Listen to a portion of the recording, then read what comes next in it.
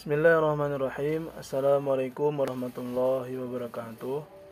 Baik teman-teman, di sini kami dari kelompok 5 akan mempresentasikan makalah yang berjudul metode pengumpulan dan analisis data. Sebelumnya di sini kami beranggotakan 5 orang.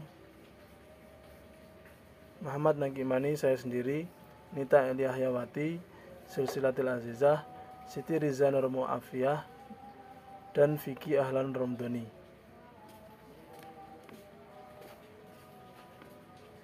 Baik, selanjutnya menuju ke sub yang pertama, yaitu macam-macam teknik observasi, wawancara, dan dokumentasi.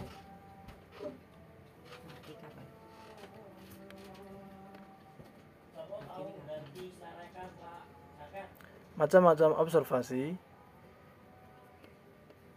di sini menurut Marcel menyatakan bahwa through observation the research learn about behavior and the learning attention to those behavior. Melalui observasi, peneliti belajar tentang perilaku dan makna dari perilaku tersebut. Macam-macamnya di sini ada 3. Yang pertama yaitu observasi partisipatif, observasi terus terang atau tersamar. Yang terakhir yaitu observasi tak berstruktur.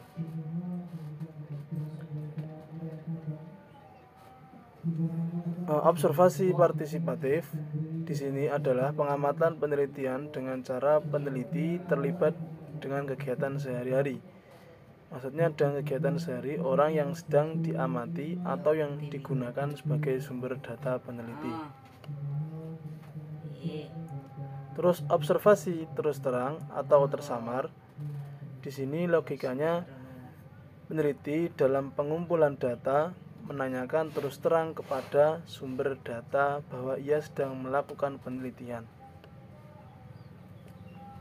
Yang ketiga yaitu observasi tak terus terang, yaitu observasi yang tidak dipersiapkan secara sistematis tentang apa yang diobservasi. Di sini peneliti juga menggunakan instrumen yang telah baku tetapi hanya berupa rambu-rambu pengamatan, dan juga penelitian menggunakan observasi pasif, di mana peneliti datang ke tempat subjek peneliti tetapi tidak ikut terlibat dalam kegiatan yang dilakukan oleh subjek peneliti. Next. Observasi ketiga dari observasi tersebut, operasional observasi. Yang pertama yaitu operasional observasi partisipatif. Di sini peneliti terlibat dalam kegiatan sehari-hari. Maksudnya sehari-hari orang yang sedang diamati atau yang digunakan sebagai sumber data penelitian. Di sini peneliti ikut melakukan apa yang dikerjakan oleh sumber data dan ikut merasakan suka dukanya dengan observasi partisipan ini. Maka data yang diperoleh akan lebih lengkap, tajam, dan sampai mengetahui pada tingkat makna dari setiap perilaku yang nampak. Selanjutnya observasi terus terang atau tersamar. Di sini operasional observasi ini yaitu peneliti dalam mengumpulkan data menyatakan terus terang kepada narasumber. Di sini bahwa ia sedang melakukan penelitian. Jadi, mereka yang diteliti mengetahui sejak awal sampai akhir tentang aktivitas peneliti. Tetapi, dalam suatu saat peneliti juga tidak terus terang atau tersamar dalam perilaku dari makna dari perilaku. Yang ketiga yaitu observasi tak terus terang. Di sini contoh operasionalnya yaitu teknik yang digunakan dalam penelitian ini untuk mengetahui bagaimana peningkatan praktik tersebut sedang melakukan observasi pembelajaran di sekolah dan di rumah, serta untuk mengetahui bagaimana bentuk kerjasama guru dengan orang tua demi kemajuan peserta didik. Selanjutnya yaitu Pengumpulan data dengan cara teknik wawancara. Wawancara atau teknik wawancara merupakan salah satu cara pengumpulan data dalam suatu penelitian. Karena menyangkut data, sehingga wawancara termasuk salah satu elemen penting dalam proses penelitian. Wawancara dapat diartikan sebagai cara yang dipergunakan untuk mendapatkan informasi dari responden secara bertanya langsung, yaitu dengan bertatap muka. Namun, seiring perkembangan zaman, teknik wawancara dapat dilakukan dengan cara telepon maupun dengan cara sambungan internet. Menurut Moleong, wawancara adalah kegiatan percakapan dengan maksud tertentu yang dilakukan oleh kedua belah pihak, yaitu pewawancara dan yang diwawancarai. Wawancara atau interview untuk penelitian berbeda dengan percakapan sehari-hari. Jika wawancara berguna untuk memperoleh keterangan, pendirian, pendapat, serta lisan dari seseorang yang biasa disebut responden dengan berbicara langsung dengan orang tersebut.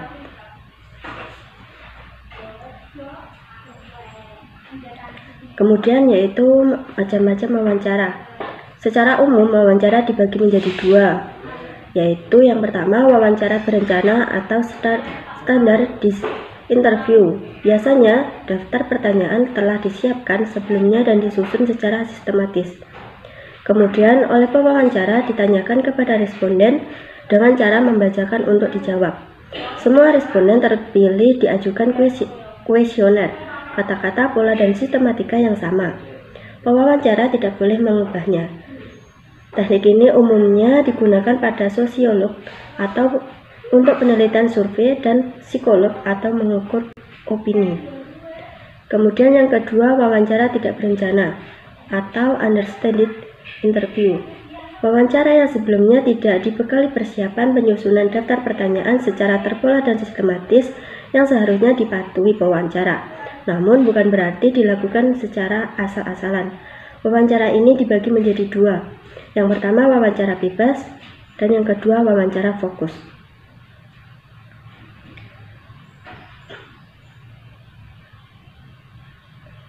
Menurut bentuk pertanyaan, menurut Stewart dan Cass, wawancara dibedakan menjadi dua. Yang pertama, wawancara terbuka atau open question.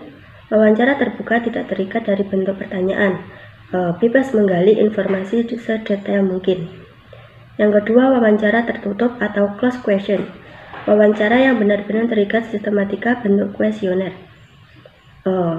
detail mungkin. Yang kedua, wawancara tertutup atau closed question. Wawancara yang benar-benar terikat sistematika bentuk kuesioner. Berikut beberapa bentuk wawancara, diantaranya yaitu wawancara terstruktur, yaitu pewawancara sudah mempersiapkan bahan wawancara terlebih dahulu. Kedua, wawancara tidak terstruktur, yaitu topik bahasan diambil oleh orang yang diwawancarai. Kemudian yang ketiga, wawancara semi terstruktur, yaitu bentuk wawancara yang sudah disiapkan tetapi memberikan keleluasaan kepada responden untuk memberikan informasi lebih panjang.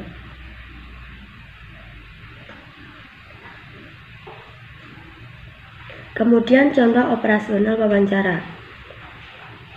Contoh operasional pengumpulan data melalui wawancara yang bertujuan untuk mengetahui faktor penyebab penggunaan zat aditif, yaitu MSG atau monosodium glutamat atau biasa disebut dengan micin pada ibu rumah tangga. Berikut contoh penerapan pengumpulan data dengan wawancara yang bertemakan MSG atau micin. Pertanyaannya, dalam kebutuhan sehari-hari, apakah ibu menggunakan penyedap rasa atau micin pada masakan? Jawab, iya, biasa dibilang setiap hari. Kemudian pertanyaan yang kedua, alasan ibu menggunakan micin? Ya, karena biar terasa enak masakannya. Kemudian pertanyaan yang ketiga, semisal micin diganti dengan bumbu dapur dari bahan alami, bagaimana menurut ibu? Jawabannya, berhubung sudah terbiasa menggunakan, jadi kalau tidak dikasih micin, kurang sedap, rasa kayak kurang di masakannya.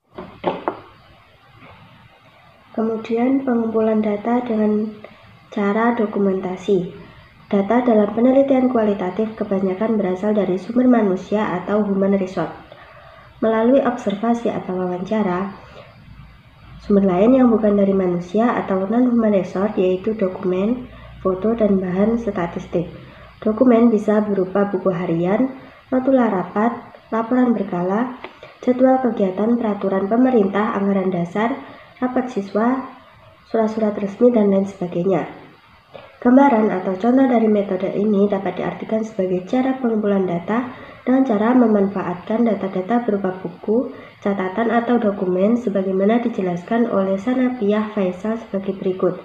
Metode dokumenter, sumber informasinya berupa bahan-bahan tertulis atau tercatat. Pada metode ini, petugas pengumpulan data tinggal mentransfer bahan-bahan tertulis yang relevan berupa buku, catatan, atau dokumen sebagaimana dijelaskan oleh Sanapiyah Faisal sebagai berikut.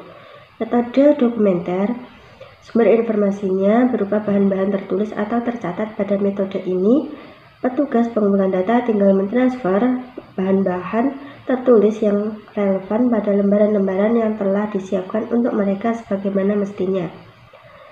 Contoh penelitian tentang melalui dokumentasi ini yaitu tentang pengaruh usia siswa SMP terhadap penggunaan bahan adiktif yaitu rokok, sehingga hal ini memerlukan dokumen terkait data siswa SMP. Contoh kasus dalam bidang kimia tentang zat aditif dan adiktif. MSG atau rumus kimianya C5H8NO4Na. Monosodium glutamat merupakan serbuk kristalin berwarna putih yang mengandung 78% asam glutamat dan 22% gabungan dari sodium dan air. MSG, dampak positif dari MSG ini yaitu berguna untuk menambah cita rasa pada makanan. Di samping itu, selain menambah kelezatan pada makanan, terdapat dampak negatif pada kesehatan, khususnya kesehatan anak. Hal ini dapat kita temui pada makanan cepat saji atau makanan ringan. Mengkonsumsi secara berlebihan mengakibatkan hilangnya nafsu makan dan obesitas. Permasalahan ini bisa diteliti dengan pendekatan kualitatif dengan cara wawancara wali murid sekolah dasar untuk membuktikan kebenaran pengaruh MSG pada kesehatan anak. Instrumen penelitian.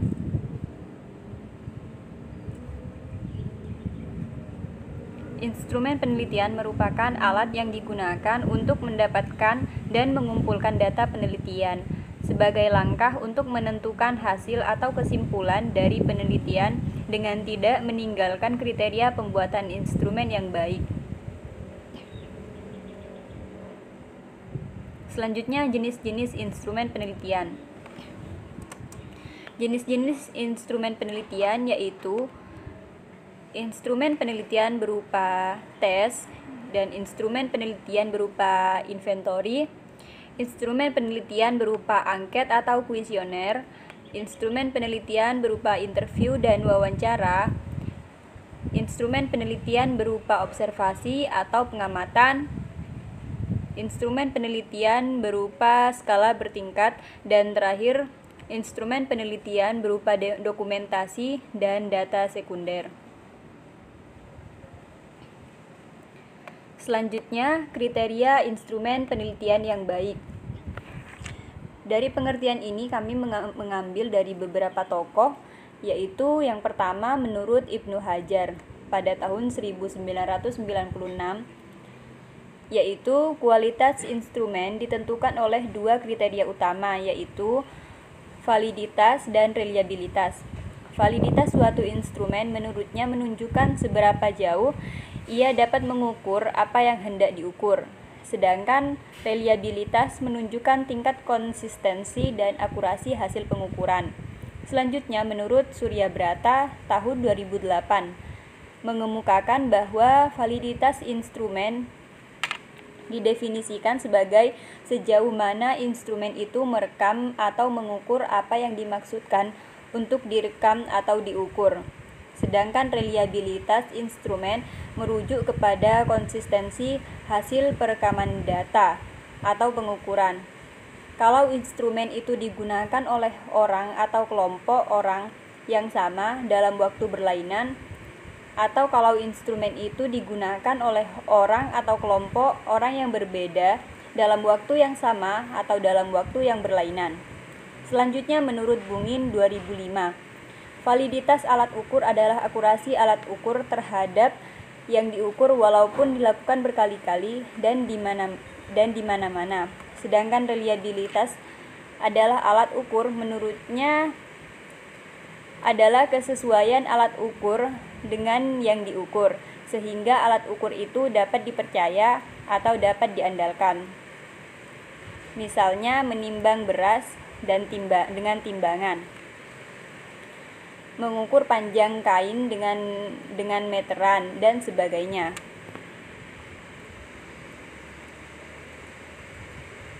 Selanjutnya, langkah-langkah penyusunan instrumen penelitian. Langkah yang pertama yaitu analisis variabel. Analisis variabel penelitian yakni mengkaji variabel menjadi sub penelitian sejelas-jelasnya sehingga indikator tersebut bisa diukur dan menghasilkan data yang diinginkan peneliti. Yang kedua, menetapkan jenis instrumen. Menetapkan jenis instrumen yang digunakan untuk mengukur variabel atau subvariabel dan indikator-indikatornya. Yang ketiga, menyusun kisi-kisi instrumen. Peneliti menyusun kisi-kisi atau layout instrumen. Kisi-kisi ini berisi lingkup materi pertanyaan, abilitas yang diukur, jenis pertanyaan, dan banyak pertanyaan dan waktu yang dibutuhkan. Selanjutnya menyusun pertanyaan. Peneliti menyusun item atau pertanyaan sesuai dengan jenis instrumen dan jumlah yang telah ditetapkan dalam kisi-kisi. Jumlah pertanyaan bisa dibuat dari yang telah ditetapkan sebagai item cadangan. Langkah terakhir yaitu uji coba. Instrumen yang sudah dibuat sebaiknya diuji coba digunakan untuk revisi instrumen, misalnya membuang instrumen yang tidak perlu, menggantinya dengan item yang baru, atau perbaiki isi dan redaksi bahasanya. Selanjutnya akan dilanjutkan oleh rekan kami. Di sini saya akan menjelaskan tentang analisis data dan penafsiran. Analisis data di sini berarti mengatur secara sistematis bahan hasil wawancara dan observasi, menafsirkan dan menghasilkan suatu pemikiran, pendapat, teori, atau gagasan yang baru. Inilah yang disebut hasil temuan atau findings. Findings dalam analisis kualitatif berarti mencari dan menemukan tema, pola, konsep, insight, dan understanding. Semuanya diringkas dengan istilah penegasan yang memiliki arti statement of meaning. Selanjutnya yaitu cara pengkodean menurut Creswell adalah sebagai berikut. Yang pertama, cari arti keseluruhan, pilih yang paling penting dan paling singkat. Yang kedua, tanyakan apa yang disampaikan oleh data tersebut dan cari arti yang terkandung dalam informasi itu. Yang ketiga, buatlah catatan pada setiap statement. Coding juga dapat dibuat dengan memilih topik sesuai dengan setting dan konteks, perspektif partisipan, cara berpikir partisipan, proses, aktivitas, strategi, hubungan, dan struktur sosial. Yang keempat yaitu sesudah pengkodean, lanjutkan dengan membuat daftar dari kode yang telah dibuat. Caranya, sendirikan kode yang memiliki arti yang sama. Hilangkan yang redundan, coding nantinya akan makin kecil dan kecil. Coding-coding ini nantinya akan membentuk tema-tema atau pola-pola. Fungsi kode adalah membuat ide utama. Kelima yaitu tentukan 5 hingga 7 tema atau pola. Selanjutnya yaitu penafsiran data. Yang pertama yaitu tujuan penafsiran data. Tujuan penafsiran data itu ada 3. Yang pertama, deskripsi semata, analis, menerima dan menggunakan teori dan rancangan organisasional yang telah ada dalam suatu disiplin. Yang kedua yaitu deskripsi analitik. Rancangan organisasional dikembangkan dari kategori-kategori yang ditemukan dan hubungan-hubungan yang muncul dari data. Yang terakhir yaitu teori substantif. Analis harus menampakkan metafora atau rancangan yang telah dikerjakan dalam analisis. Yang kedua yaitu proses umum penafsiran data. Analisis data itu terjalin secara terpadu dengan penafsiran data. Data yang ditafsirkan menjadi kategori berarti sudah menjadi bagian dari teori dan dilengkapi dengan penyusunan hipotesis. Kerjaannya sebagai teori yang nantinya diformulasikan baik secara deskriptif maupun secara proporsional. Yang terakhir yaitu keempat, peranan interogasi terhadap data. Interogasi terhadap data berarti mengajukan seperangkat pertanyaan pada data sehingga terungkaplah banyak persoalan dari data itu sendiri. Ada dua interogasi data, yang pertama yaitu cara substantif. Cara ini dilakukan dengan menggunakan konsep-konsep yang berasal dari disiplin ilmu peneliti sendiri untuk mengajukan pertanyaan yang berkaitan dengan data. Cara ini dianggap lebih cocok dengan paradigma penelitian kualitatif. Yang kedua yaitu cara logis, yaitu cara yang biasa dilakukan ilmu pengetahuan seperti eksperimental, komparasi, histeris, berpikir analogis, dan proses bekerja. Cara ini dianggap kurang cocok dengan paradigma penelitian kualitatif. Baik, di sini saya akan melanjutkan yang materi selanjutnya, yaitu penulisan hasil penelitian. Yang pertama di sini kita harus mengetahui dulu fungsi dari laporan penelitian itu apa. Yang pertama di sini yaitu mengetahui kualitas keilmuan, di mana fungsi dari penulisan hasil penelitian atau laporan penelitian ini yaitu mengetahui kualitas keilmuan atas penelitian yang telah dilakukan.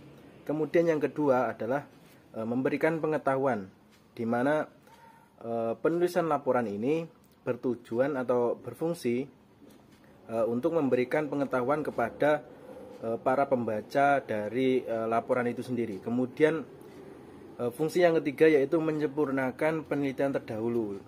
Baik, di fungsi yang ketiga ini penulisan hasil penelitian atau laporan penelitian berfungsi untuk menyempurnakan penelitian yang telah dilakukan sebelumnya, sehingga bila ada temuan atau teori baru dapat disempurnakan kembali.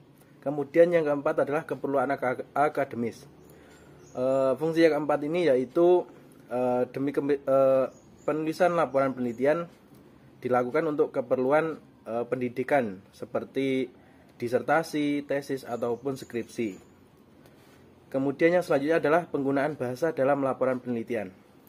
Yang pertama adalah sistematis, di mana laporan dikatakan sistematis apabila segala keterangan yang dikemukakan disusun secara urut atau berurutan sehingga memperlihatkan pertalian yang saling menunjang.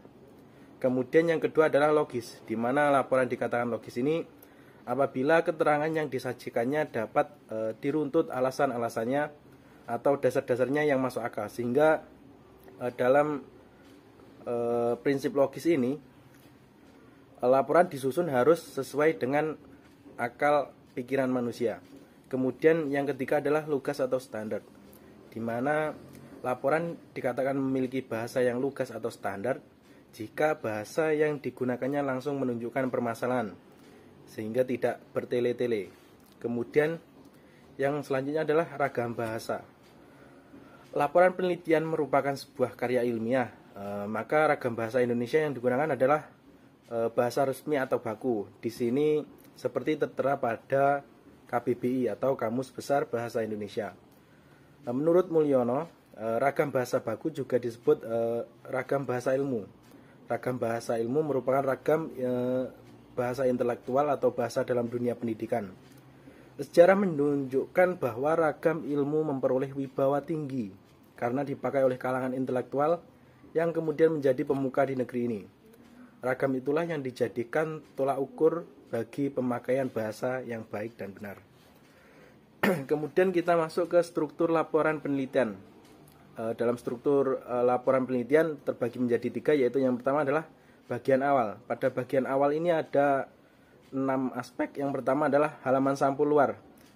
Untuk halaman sampul luar ini memuat judul, maksud laporan, lambang atau logo instansi, nama dan identitas peneliti, serta nama instansi yang dituju dan juga tahun penelitian tersebut dilakukan. Kemudian yang kedua adalah lembar pengesahan. Dalam lembar pengesahan ini memuat seperti judul, kemudian identitas peneliti, tanggal pengesahan, tanda tangan kepala instansi terkait, dan stempel instansi terkait. Di mana lembar pengesahan ini bertujuan untuk bahwa laporan yang telah dibuat itu telah disahkan oleh suatu instansi. Kemudian yang ketiga adalah pernyataan keaslian. Peneliti perlu menuliskan pernyataan bahwa penelitiannya asli dan bersedia untuk mempertanggungjawabkan secara hukum. Pernyataan keaslian ini bertujuan agar tidak terjadi plagiasi pada karya ilmiah yang telah dibuat sebelumnya.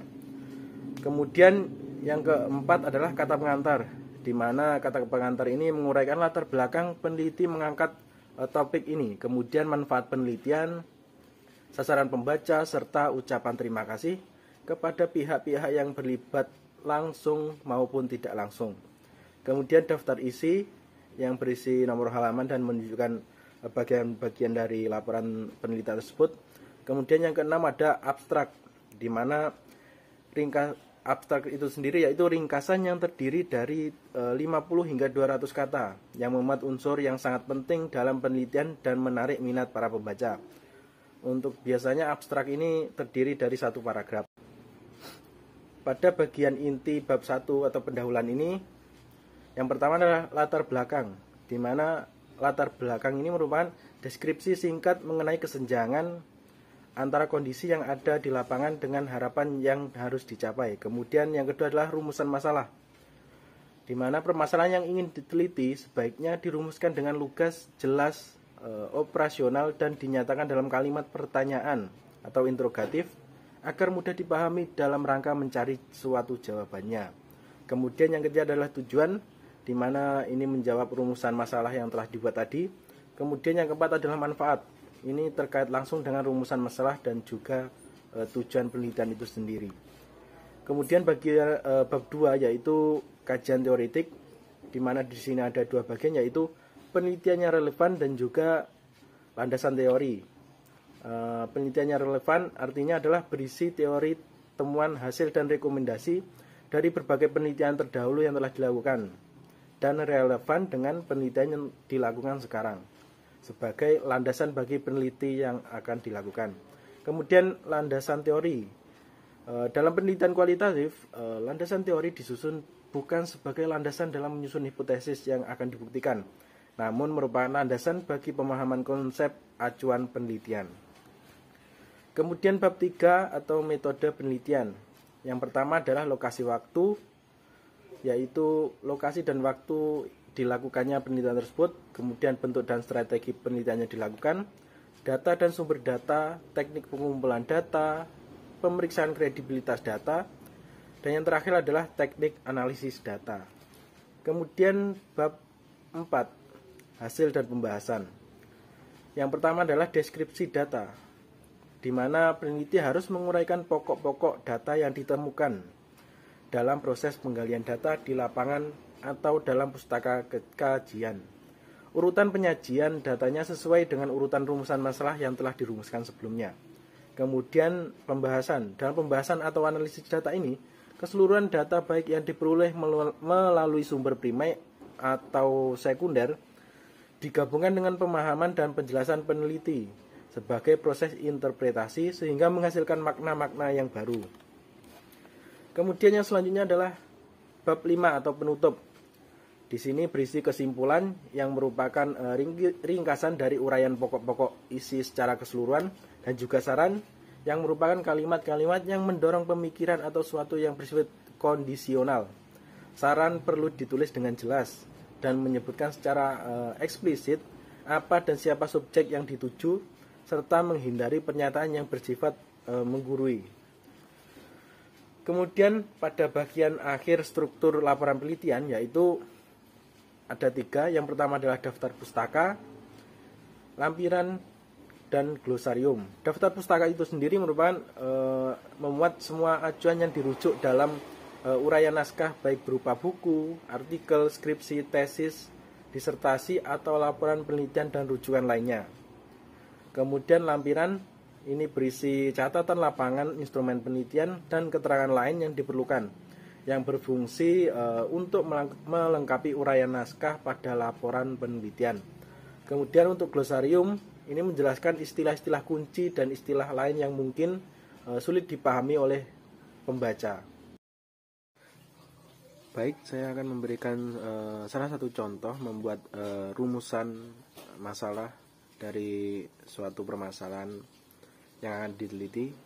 Misalnya di sini yang berkaitan dengan kimia, yaitu tentang pembuatan tape. Misalnya kita akan meneliti tentang mitos masyarakat yang percaya bahwa wanita yang mengalami menstruasi itu tidak boleh membantu atau membuat tape ketan. Ini dikarenakan banyak orang percaya wanita yang sedang menstruasi ini jika membuat tape ketan, tape yang akan dibuat itu gagal. Misalnya warnanya tidak sesuai atau rasanya tidak akan seperti tape pada umumnya. Untuk rumusan masalah yang baik untuk permasalahan tersebut adalah yang pertama adalah apa penyebab tape ketan gagal ketika wanita yang sedang menstruasi yang membuatnya. Kemudian rumusan masalah yang kedua, bagaimana keterkaitan antara kegagalan pembuatan tape ketan dengan konsep ilmu kimia.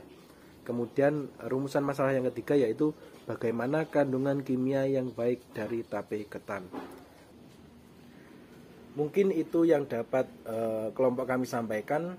Bila ada kesalahan maupun kekurangan mohon maaf. Wallahul muwaffiq ila aqwamit thoriq. Assalamualaikum warahmatullahi wabarakatuh.